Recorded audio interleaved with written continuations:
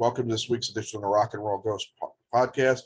This week we have filmmaker Mel Eslyn, whose new movie Biosphere is starring Mark Duplass and Sterling K. Brown. It's coming out in limited release on July 7th.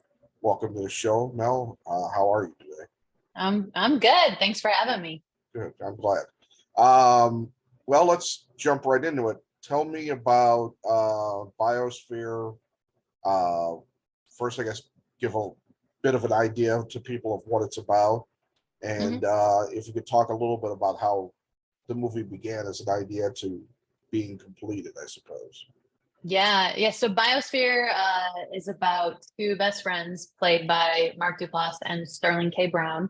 And they also happen to be the last two men on Earth living in a biosphere. And it's about what happens when their food supply runs out and they have to figure out how to survive. And it's about, love and our capacity as humans to evolve and to change and to survive. And it's also hopefully really funny. That's what I was going for, at least. But no, so I've been running Duplass Brothers for Mark and Jay Duplass for many years, and which was sort of like a detour that I didn't mean to take, because I was on this path of I'm going to be a writer director, and then Mark and I just met and had this beautiful bond, and so I came over to them for a bit, and then here we are, like about 10 years later. And so over the years, we're like, we got to find one, have me move into that role. And so Mark would pitch me ideas, but his are always like half formed, but they're the best half formed ideas. And he pitched me the like very basic bones, a couple tidbits, which was essentially two guys living in a biosphere. They argue about Mario Brothers. I don't know how that fits in, and maybe their food supply runs out. And then from there, I kind of expanded upon that. I could see all these really cool themes that I could do when it's the last two people on Earth and they're men, and really examining that and examining toxic masculinity. And so just kind of took it from Mark and said, dude, I'm going to make this my own if you're down. And we kind of went back and forth. And then at some point I kind of took it over, which was great. Yeah. What was it like kind of switching back after doing the job you had, switching, putting your more filmmaker hat back on? Not that you weren't making films before, but the nuts and bolts, getting in there, handling crew and all that. What was that like going back to that? I mean, I will say that being a producer and a director for me are fairly similar. The only difference is that when you're a director, the buck stops with you usually in the indie space as the key creative. But, as a producer, I feel like so often you're in like backseat directing or writing. I work with a lot of actors who are in their own pieces, who are directing themselves. So you kind of become the director for them, their eyes and ears, monitor. I'm really active in the editing room. So they both felt very similar. I think the only thing that's weird is still running a mini studio while trying to direct a film was a little challenging, but. Well, the Duplass brothers make a lot of what most would consider offbeat. They definitely walk to the march of their own drummer in a lot of ways, and they're not always the most comfortable films too. How did their style and yours kind of come together exactly? What was it about working? Was it just the working with them, or was it a kinship in terms of material that kind of cemented the relationship? Honestly, I think it was more a kinship of personalities. It started with Mark. Mark and I met while making Your Sister's Sister, I think like 12, 13 years ago now, and just spent a lot of time together on that set. And I think from that moment on, he just started calling. We did Safety Not Guaranteed together. And then it was really The One I Love, a film that I produced with him starring in Elizabeth Moss, that I think we finished and we both looked at each other and said, okay, there's something here. And I think he was like, I want to make movies with you until we're old and gray and we can barely walk. And movies. And I was like, I'm in. And then I was like, also, I should meet your brother. And then I met Jay, and we had this beautiful separate bond. So it really was just the love of our human connections as opposed to, you know, any one thing I'd seen from them. They were both prolific and great by that point, but yeah, it was more of our friendship connection. Yeah, and you mentioned Safety Guarantee, not Guarantee. That was one of my favorite movies of the last decade. Actually, it was probably one of the most original and enjoyable things I had seen. It felt like a movie that could have come out in the '80s, and if it had like a little bit more money Oh behind it, yeah. could have been a huge hit somehow. You know, like because people look back on Back to the Future, and it's like it wasn't exactly another time travel movie in comparison. It wasn't exactly this big budget blowout like the other two ended up being. Yeah. It was a simple idea, told well, and in the process was actually enjoyable. So, but I think that obviously explains uh, the writer director, his path too. I think he was already on that path. Yes. Yeah. Colin knew where he was heading. Yeah, Colin. Yeah, sorry, I was blanking on his name, so I didn't want to just say something wrong. What was it? I'm sorry. It's been quite an odd day. Um, what was the? How do you go about getting funding for films like this that aren't necessarily easily digestible, aren't easily marketable necessarily? There's obviously a corner of the world that is going to definitely, because at this point the Duplass brothers and you have worked hard to kind of create a certain not so much a brand, but people know what to expect in terms of they don't know what to expect. Hmm. And that's exciting for a certain, still a certain segment of the population, instead of having everything spoon fed and basically you see the trailer and the whole movie, which I personally Yep. hate. uh, Absolutely. how does that work with getting financing? Is that the biggest struggle, not so much the creativity part? I mean, I think it is a big struggle that all three of us experienced separately and together. And at a certain point, that's where we gravitated towards, can we make things that maybe we don't have to go ask for so much money, or maybe we could find a way to self-finance, which is why, something like Biosphere is a great example where you've got two people in essentially one location, Right. and you've got Mark and I as the lead creatives being like, okay, let's just work for free because we love this movie. And Mark, go make the morning show and make some money as an actor, and then let's pay for this little passion project, so that we don't have to go pitch to somebody, because I think it's, this is definitely one of a few of our films that I think just pitching it to somebody, it might be hard for them to wrap their head around, a bit daunting. So it was sort of like, we always have this mindset of let's just make, don't meet, don't talk about it, just make if you can, and find a way to make it without having to ask for Yeah. too much from somebody else. Yeah. And that model's obviously worked for you guys because you keep making movies. Is it interesting playing off in your own, separate world of filmmaking rather than what most people are chasing after? It's, there are times where I'm like, I wish, it'd be nice to see a more billboards Yeah. every once in a while. But no, it is, I don't know. There's also something, I think Mark and I bonded on sort of these like punk rock mentalities of, we don't Yeah. want to necessarily be mainstream, and we don't necessarily want to play at that level. We're happier here. Our souls are happier here. We're healthier people. So I think for the most part, it's felt like a good sweet spot for us. And Yeah. again, those two can go off and be actors on big things and help me out so I Yeah. can get all our other stuff made. Yeah. Yeah.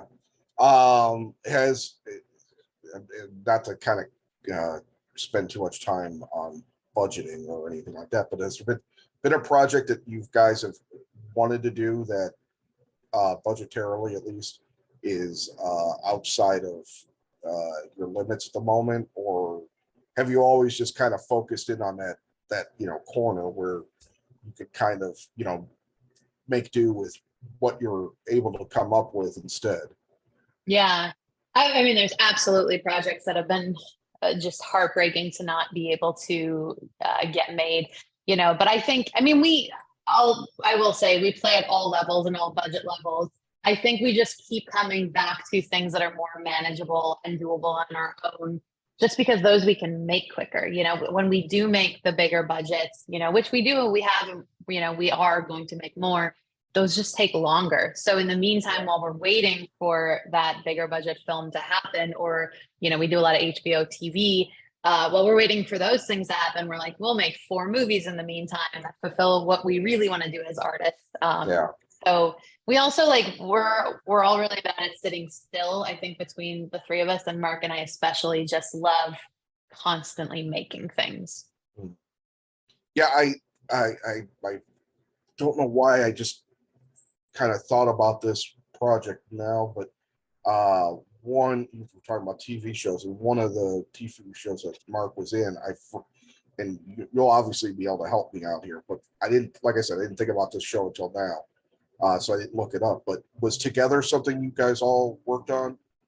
Togetherness, yeah. Yeah, No, Togetherness, that yeah. No, you know, Togetherness was right at the start of when I was kind of taking more over for Mark and Jay, and we had been working on a few films together, and they got Togetherness at the same time that they got their first Netflix deal. And so when I really started to step in, as they said, can you head all of our films? Can you take over the film side of Duplass while we go make this TV show? Gotcha. And then I think over the course of the next year or two, there was just something that was working, and their producer in TV was leaving to go, you know, make her own way.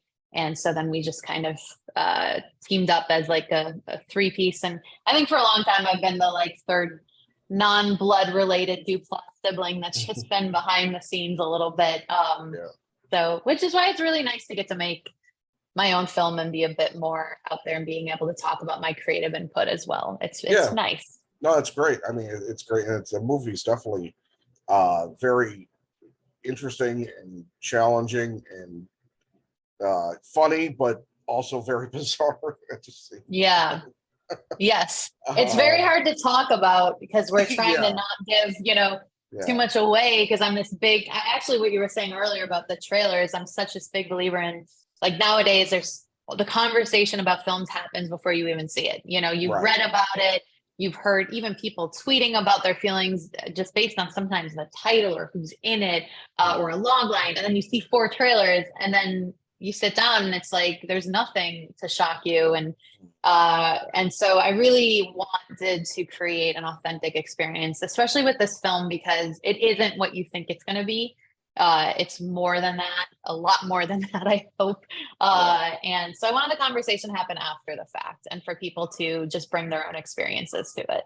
Yeah. The closest film I can think of that it reminds me of, because of location, budget, and also discussing ideas that are outside of normal big budget filmmaking, is Duncan Jones's Moon. Oh yeah, yeah. It's been a while since I seen that one, but that was another one that was kind of centrally located. Although I think they went a little bit further outside their realm than you guys did with Biosphere. But still, it's that idea. There's something magical about having just a limited scope and focusing on character and story, rather than set pieces and you know, all that. And what I loved about the set for the Biosphere in question is that it was equally modern / futuristic, but also very old school sci-fi, you know, tech in terms of look and feel and design. There's something very 1970s Swedish sci-fi, if that's even a thing. I know, I totally see it. I see it. I see. You know, like Stanley Kubrick kind of did with, not with 2001 so much, but with our A Clockwork Orange, where it was like this idea of a future, but was also mounted in the moment as well, in some degree in the past. What was the actual filming like? I mean, what kind of shooting schedule did you have? We shot it in less than a month. I want to say it was about 3 weeks, and it was all on stage. And we built the Biosphere, Yeah. which was really great to just have it. I mean, there were times when, there's one continuous shot of them running around the Biosphere. I put a track on the edge as their like main mode of exercise. And so we'd have to do these shots where we're seeing the whole world. So we would all get secured into the Biosphere. Like they like last call on bathroom, close us all in, and we'd be inside the Biosphere. So that was really great for just the mindset of all of us, for the actors and just the crew. And there was a very intimate feeling throughout. And I got to give like credit to my production designer, Megan Fenton, who I'd been working with on our HBO show, Somebody Somewhere. And she came in and I had like crude drawings of the Biosphere, what I wanted to look like. She really worked to make it feel like you were in one space, but there are different rooms. You feel like you're in different locations, but also you would never have privacy. Like I love that our bathroom wall is glass, so you never have a moment alone, which I thought was brilliant. Yeah. What do you, I guess, hope that the takeaway is for after people watch this? Obviously, there's a lot of big things discussed here. A lot of things about with regards to, without giving away too much. There's talk of gender. There's talk about apocalypse. There's talk about basic human living. Obviously, there's a little bit of a climate thing going on to some degree as well, without hinting too much at what may actually be the cause of the problem. There's a lot of things going on. What are you hoping to, I guess, stir up in people? Yeah, I mean, many things, but the main hope, which will probably land more when people see it to give it context, but I feel comfortable saying this, that, I really want people to walk away feeling hopeful, that the idea of, I think in society, there's such this fear around people trying to push definitions and recreate themselves. And I think progress for us as humans is continuing to expand our definitions of ourselves. And I think a lot of people are scared of that. And so I would love people to walk away feeling more hopeful about that, about this. You can define yourself as a human, you can push the borders of who you are and the people around you and what love looks like, what humanity looks like, that can be hopeful as opposed to terrifying. Yeah, we're definitely living in an age of fear, it seems, and I think that speaks more generationally. Sorry, because the oldest among us are also one of the largest groups, and they've enjoyed power for a while now, and they're not exactly eager to both let it go or, I guess, move on. But to whatever plane of existence there is afterwards. We're in a really interesting time globally, not just here in America. We're in particularly interesting times here in America. I'm not really sure where I was going with that, but it just your film definitely brings up a lot of thoughts and ruminations on things, which I found interesting.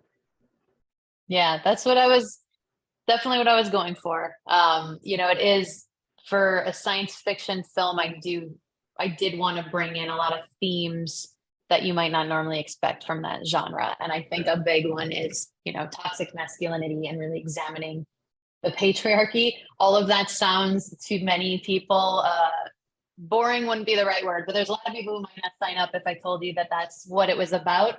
But if I tell you it's about post-apocalyptic, science fiction biosphere, that's sellable. So I tried to bring all that in so that I could get some of these themes that I think are important for us to talk about in there as well. Yeah. How long of a release do you think are you looking to have? Is it very limited on purpose, then go to video, or how I mean, what's the structure like? Yeah, well, we are being released in North America day and date on July 7th. And we're actually doing, for indie films these days, which is a little bleak, but Yeah. we're doing, I think, at least a 50 city theatrical run on July 7th in North America, which is great. And cities and dates keep getting added. So I think that will go for at least a week or two. And then there's already a longer life with the international theatrical release plan as well. So it's, as somebody who puts out a lot of films, it's feeling hopeful. And I'm hoping that that is reflective of maybe an upswing in our industry is coming soon, because that's the way it works. It ebbs and flows, and it's been a little low and depressing lately. Understandable. Yeah. In the all entertain. I was just talking to a musician whose band was big in the 90s, and he's reimagining their big album on his own, and it's about basically the idea of stuff coming around again, and discovering it again, and discovering passion and stuff like that. So I think we're again, when you're talking about hope, I'm hopeful we're going to be moving back towards a little bit of era of experimentation, genre, mix-ups. I hope so. Something to just kind of re-energize everything, instead of the same old tired storylines. Now, that's not me bashing big budget entertainment, because I love big budget entertainment. Yep. I just would like, even there, somebody to put a little more effort into the writing than the spectacle, I guess. Yeah, no, I totally agree. It is, nothing wrong with those. They are entertainment for sure, but we're also, on top of that too, we're living in a culture of fear. And there's a lot of people who have held back, I think in recent years, on kind of pushing conversations. A lot of that coming from fear. So I am hopeful too that, we're kind of creating more of a safer space for those boundary pushings and those discussions. Cause I think that's how we move forward, is progressive art, and art that takes some risks to force conversations. Yeah. Well, I think what the one thing we need to grapple with as a society is selective outrage. For some reason, I don't know why I'm settling on this one, because it's probably the most recent example, but I saw a ridiculous headline where people were upset that Netflix brought back Titanic this week because of the submersible thing. And I'm like, oh, wow. I think, these things aren't just casually done. This was in place. Like, so I don't think Netflix goes, hey, the submersible thing's hot. Let's grab Titanic back. I don't think anything like that happens that quickly. No, but I people just guarantee they did not. People get so upset about things that it's just ridiculous. No, people are looking for connections and ways to get open arms, and there are bad choices that are made, but also nobody is doing that on purpose, and people make mistakes. And no, I know. I always think, like, certain arguments, I feel like, okay, this is not the hill to die on. Yes, there's some bigger things to deal with. And not that we can't deal with multitudes at one time, but it's just maybe the Titanic being on Netflix is something you just say, oh, what the hell, and move on. But I find myself very frustrated by social media, because fellow entertainment writers, let's say, maybe not the writers so much, but the editors, always push things away where it's like the headline and the little introduction or encapsulation always suggests something that isn't what the article is about, and it's like it's just people getting everybody upset to get clicks and all that stuff. I'm like, I fall for it myself still. I do too, but that's the exact reason why I'm not talking about what my movie's about. It's because you can see headlines people will pull to rattle things up. But in a way, honestly, that could be great marketing too. I mean, getting people angry sometimes works in a positive way. I don't know if that's necessarily the crowd you want, but you know, it's always interesting when somebody gets their dander up about something that is entertainment. Yeah, it Um, does spark a conversation too, that's for sure. yeah. Well, we'll see. You know, it hasn't released yet, so Hmm. maybe that those people will find it anyways and still bitch about it. So They usually do. Yeah, people find it. you you have a If good they went, chance of yeah, you have a if good they went chance after Netflix. of viral marketing, you know. Yeah. Uh, but well, you know, our time is almost up. I wanted to thank you very much for taking the time, Mel. The Yeah, film thank you. Biosphere is coming out day and date in theaters, and you said on home video as well. Hmm. So Yeah, you know, July if you 7th. don't live near a city where it's playing, then you know, feel free. But you know, go out, see the movie. You know, spend a couple of hours in a movie theater seeing something that's going to challenge you a little more than I'm not going to pick on anybody, but you know, whatever the newest blockbuster thing is. So Mel, thank you very much again for being on.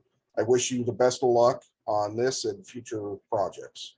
Thank you so much. All I right, you have a good appreciate it. day. You too. All right, bye. Bye.